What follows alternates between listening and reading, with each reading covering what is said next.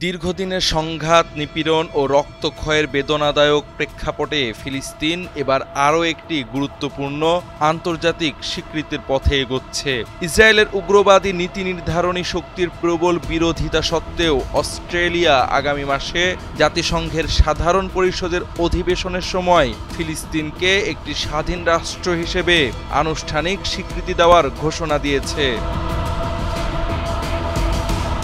অস্ট্রেলিয়ার এই ঘোষণা শুধু কূটনৈতিক সিদ্ধান্ত নয়, এটি হতে যাচ্ছে ইতিহাসের এক নতুন অধ্যায়, যেখানে মানবতা ও ন্যায়ের পক্ষ নেওয়ার সাহসিকতা প্রতিফলিত হয়েছে। অস্ট্রেলিয়ার প্রধানমন্ত্রী অ্যান্থনি আলবানিজ ক্যানবেরায় এক ভাষণে ঘোষণা দেন, মধ্যপ্রাচ্যে সহিংসতার চক্র ভাঙতে দ্বিরাষ্ট্রভিত্তিক সমাধানই মানবতার সেরা আশা। এই ঘোষণায় স্পষ্ট প্রতিফলিত হয় অস্ট্রেলিয়া আর দর্শক হয়ে থাকতে চায় না, বরং তারা সক্রিয়ভাবে শান্তি প্রতিষ্ঠার সমন্বিত বৈশ্বিক প্রচেষ্টার অংশ হতে চায়।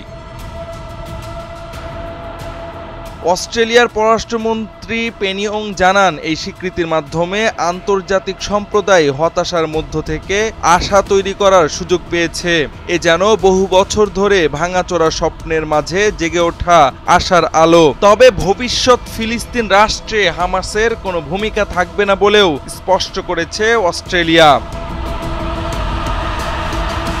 বিশ্লেষকরা বলছেন, অস্ট্রেলিয়ার এই পদক্ষেপ শুধু একটি রাজনৈতিক সিদ্ধান্ত নয়, বরং একটি নৈতিক অবস্থানও। কারণ গত কয়েক দশক ধরে ফিলিস্তিন, বিশেষ করে গাজা উপত্যকা, ইসরায়েলি সামরিক আগ্রাসনের নির্মম শিকার হয়ে এসেছে।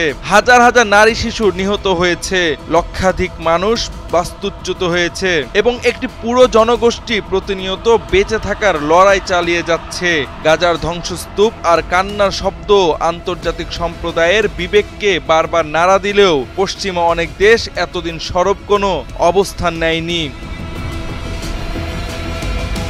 অস্ট্রেলিয়ার এই সিদ্ধান্তের তীব্র সমালোচনা করেছেন ইসরায়েলি ইহুদিবাদী প্রধানমন্ত্রী বেনিয়ামিন নেতানিয়াহু। তিনি এই পদক্ষেপকে লজ্জাজনক আখ্যা দিয়ে দাবি করেছেন, এটি শান্তির পরিবর্তে যুদ্ধ বয়ে আনবে। অস্ট্রেলিয়ার বিরোধী দল ও জায়নিস্ট ফেডারেশনও সরকারের এই সিদ্ধান্তের সমালোচনা করে বলেছে, এটি হামাসকে উৎসাহিত করবে।